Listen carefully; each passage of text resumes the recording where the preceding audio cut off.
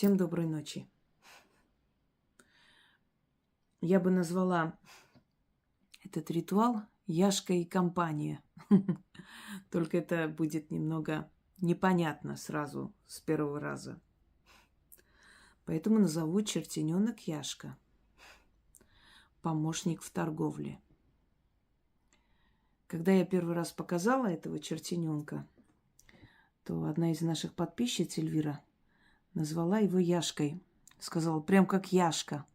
Так и хочется его назвать Яшкой. Вот я его так и назвала, Яшка.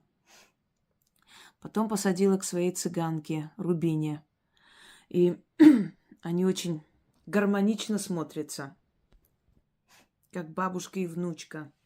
Ой, внук, неправильно сказала.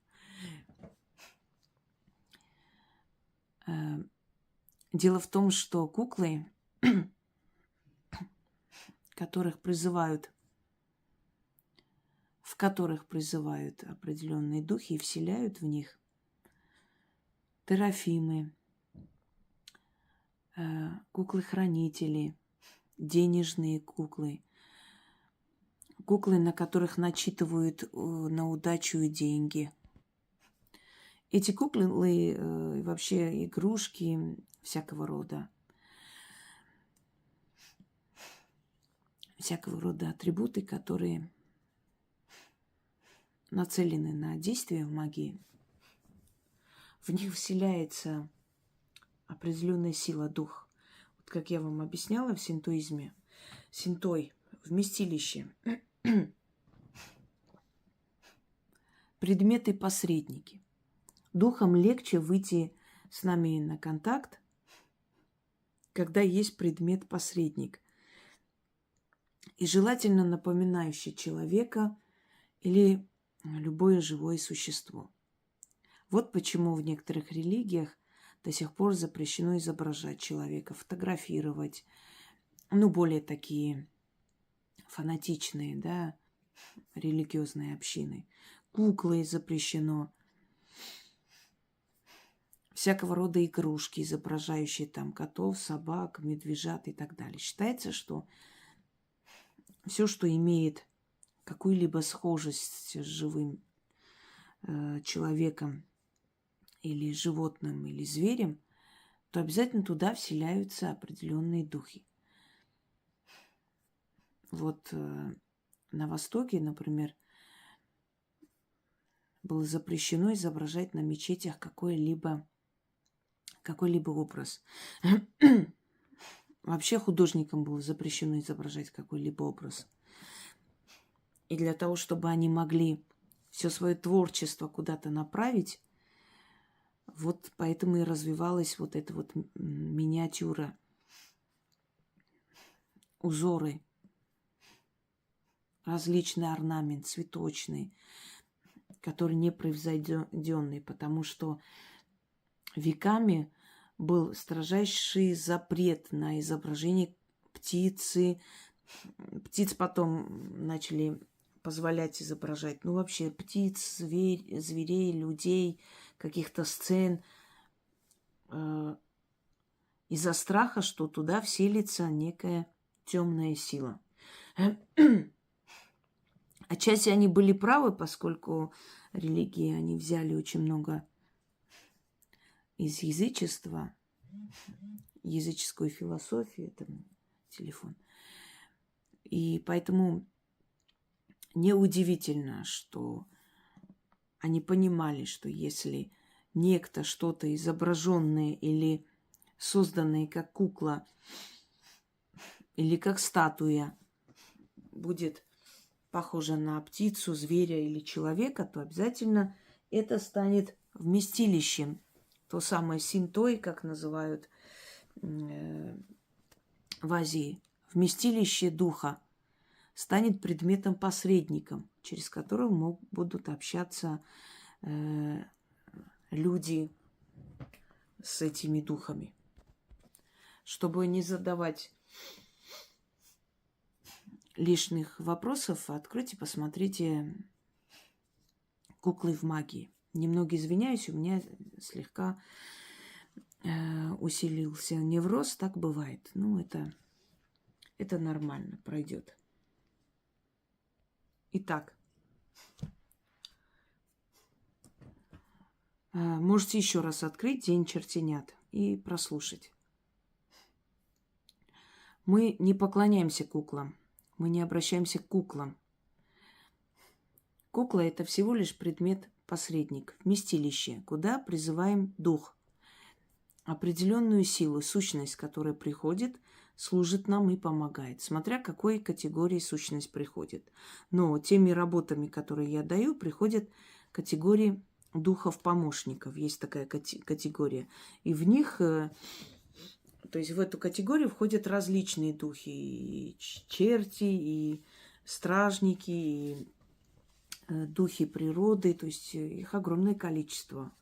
Духи-помощники – это не какая-то там определенная именно вот определенное направление сущности. Это различные духи различных стихий. Они приходят, становятся нашими помощниками. И вот как мы их назовем, это уже наше дело. Они к этому имени привыкнут. Если нет определенной необходимости называть эту куклу каким-то определенным именем.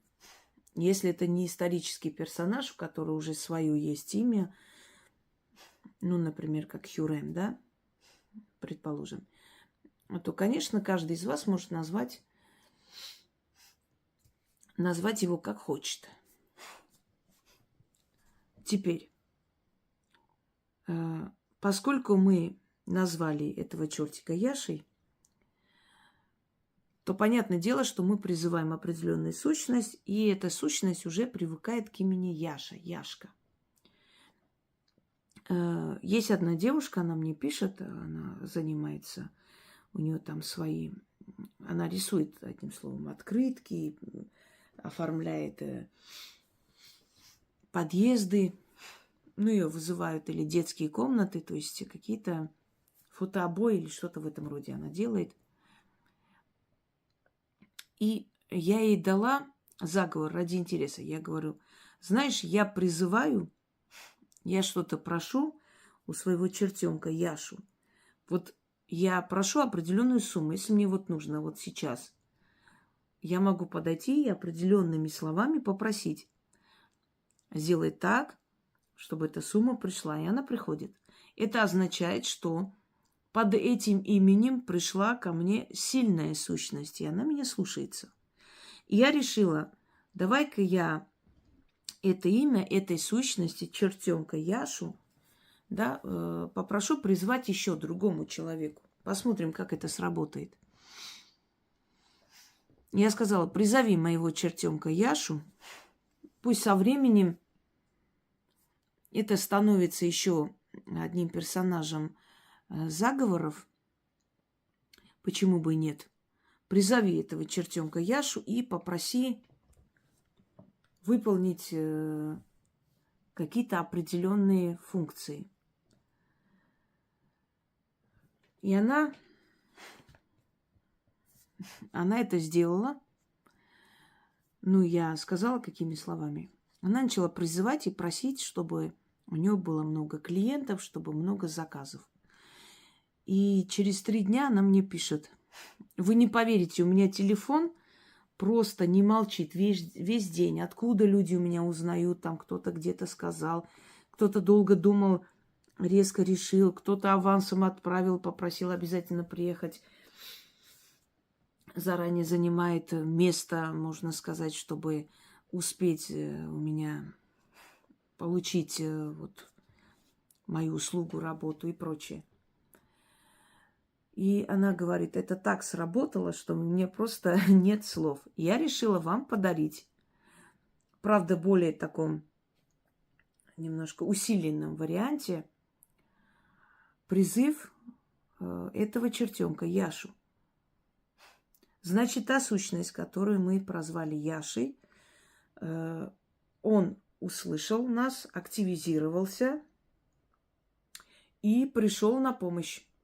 И как все персонажи заговоров, со временем эта сущность становится еще сильнее, потому что в его силовое поле, в его эгрегор вливается вот эти постоянные просьбы, то есть энергии людей. И как любая энергия, любая сущность, она подпитывается, усиливается, и через много лет это будет определенный заговор, как тот самый черт турецкий, черт Салтан и прочие другие персонажи, которых призываем, да, в заговорах, и они приходят. Точно так же этот чертенок станет неким таким носителем исполнения желаний, то есть помощником для торговли. Теперь я объясню, как его призывать и что нужно говорить, если у вас определенное направление, чтобы он понял, что вы от него хотите. Итак, нужно читать 3 раза. Это довольно большой заговор, но очень эффективный.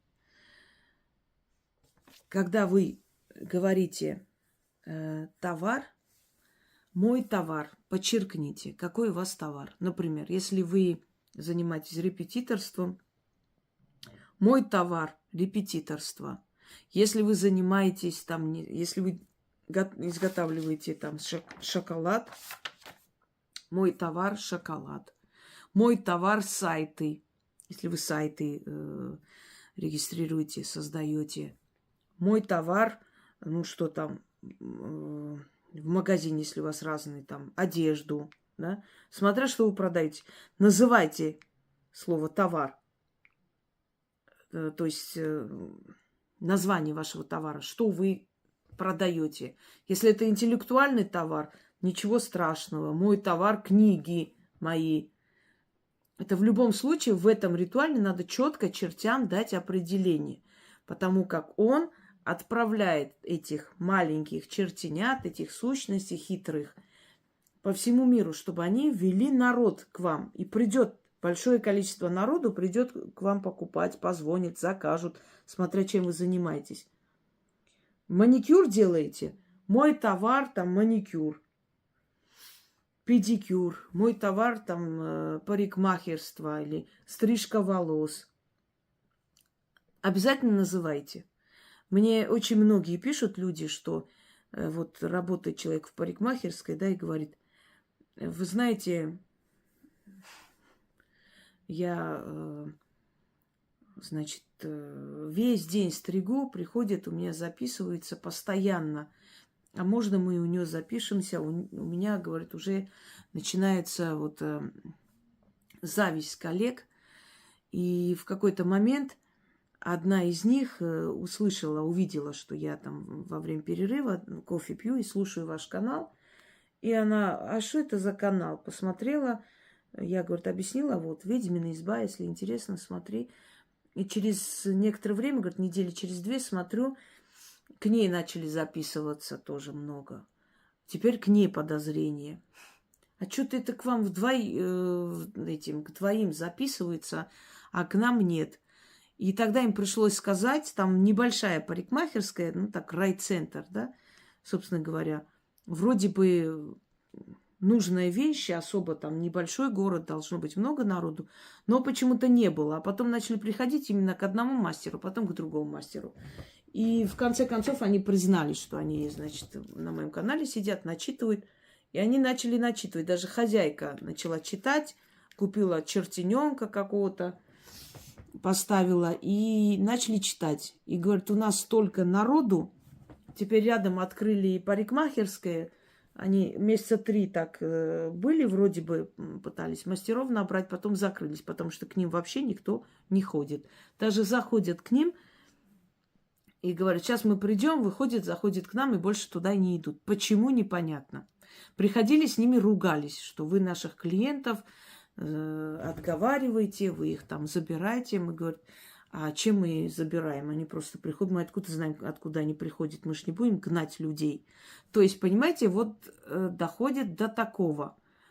Если эти силы кого-то полюбили, еще раз говорю, если эти силы кому-то начали испытывать симпатию, если эти силы привязались к кому-то и увидели их благодарность и уважительное отношение, то этот человек будет купаться в деньгах, в заказах, и никогда не будет голодать в своей жизни. Наоборот, чем дальше, тем больше, больше и больше будет получать. В магии важно даже не столько, знаете, вера в это, как говорят, вот, главное верить. Нет. Главное уважать эти силы. Уважать, если вы что-то получаете, не говорить, может, это случайно получилось, а может, это совпало. Уважать. Они могут обидеться, и после этого вы больше их помощь можете не получить. Не обижать эти силы. Если они вам помогли, ни в мыслях, ни в словах не допускайте лишних слов. Итак, сущность чертененка, которого мы прозвали Яша, пусть помогает вам в вашем деле, в вашей работе. Только правильно его призывайте. Вы можете дома поставить вот такого черненького чертененка, если у вас есть желание. Вы можете назвать кого-нибудь из ваших чертенят тем самым Яшкой. Это не имеет значения. Вы можете просто призвать эту сущность без какого-либо вместилища предмета-посредника, потому что он уже есть, он существует, он призван и закреплен. То есть его начали призывать, следовательно, одна из сущностей, узнав себя или пожелав откликнуться на это имя, пришло к нам и начал нас слушать и помогать. И вот я передаю в ваши руки надежные своего Яшу. Начнем. Я купец молодец, всем купцам на зависть, торг веду. Деньги лопатой гребу, в сундуках собираю. Хожу в мехах да в соболях, ношу золотые перстни да алмазные кольца. Сяду в золотые сани, мне нет равных, я всем глава. Есть тайна, есть тайный помощник у меня. Немного отвлекаюсь, потому что внизу мои мусики, ну ладно. Чертененок Яшка среди чертенят главный, среди чертенят славный. Яшка, собери своих чертенят, всех хитрых, удалых ребят, да дай им указание, да мое приказание. Пусть они по горам да по лесам скачут, соберут мне народ, да на мой товар гонят. Всех ко мне ведите, да купить мой товар убедите. На ухо им шепните, что лучше моего товара нет нигде.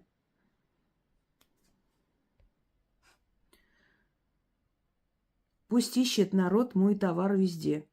Яшка, прикажи своим чертенятам, пусть ведут всех ко мне, чтобы люди деньги мне носили, мой товар покупали, хвалили меня и восхваляли, и другим покупать велели. Гоните, черти, народ ко мне, мой товар им, а их денежки мне. Истинно так. Прочитаю еще раз, немножко сбилась.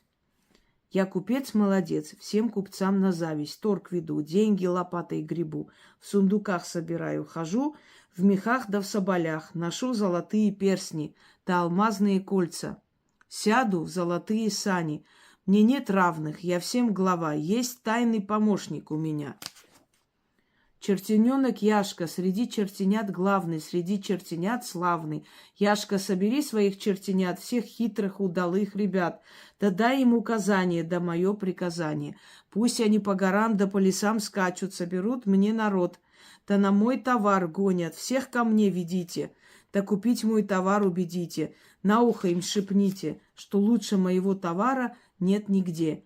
Пусть ищет народ мой товар везде. Яшка, прикажи своим чертенятам, пусть ведут всех ко мне, чтобы люди деньги мне несли, мой товар покупали, хвалили меня и восхваляли, и другим покупать велели. Гоните, черти, народ ко мне, мой товар им, а их денежки мне. Истинно так. И еще раз. Я купец молодец, всем купцам на зависть. Торг веду, деньги лопатой гребу. В сундуках собираю, хожу в мехах, да в соболях. Ношу золотые перстни да алмазные кольца. Сяду в золотые сани. Мне нет равных, я всем глава. Есть тайный помощник у меня. Чертененок Яшка, среди чертенят главный, среди чертенят славный. Яшка, собери своих чертенят, всех хитрых, удалых ребят, да дай им указание, да мое приказание. Пусть они по горам да по лесам скачут, соберут мне народ, да на мой товар гонят. Всех ко мне ведите, да купить мой товар убедите. На ухо им шепните, что лучше моего товара нет нигде. Пусть ищет народ мой товар везде. Яшка, прикажи своим чертенятам, пусть ведут всех ко мне, чтобы люди деньги мне носили, мой товар покупали, хвалили меня и восхваляли, и другим покупать велели. Гоните, черти, народ ко мне, мой товар им, а их денежки мне. Истинно так. Проводите только мой товар, рядом обязательно называйте название товара. Ну, если там, например, путаетесь, не можете, ну вот книги, скажите, мои книги купить велите, или мои шоколады купить велите, мои торты купить велите, мое репетиторство купить велите, смотря чем вы занимаетесь, неважно. Вы просто называете то, что вы делаете, чем вы занимаетесь. И, собственно, это у вас и заказывают. Ну что ж, друзья мои, удачи вам, всех благ. И мой Яшка, еще один помощник. Попробуйте, сами убедитесь, как он быстро помогает. А если хотите его благодарить, иногда на подоконник или рядом с его темной, значит, куклой, чертененка, если у вас есть, ставьте иногда мед, сладости, конфеты, бусинки какие-нибудь, монеты для него, как его подарок. Рядом поставьте в маленьком сундучке. И он вам будет помогать еще больше. Желаю всем удачи, всех благ. И это не последний наш заговор, ритуал с чертененками. Я еще много чему научу вас с ними постепенно. Сладкого понемногу, да, чтобы не было слишком пресно. Всем удачи!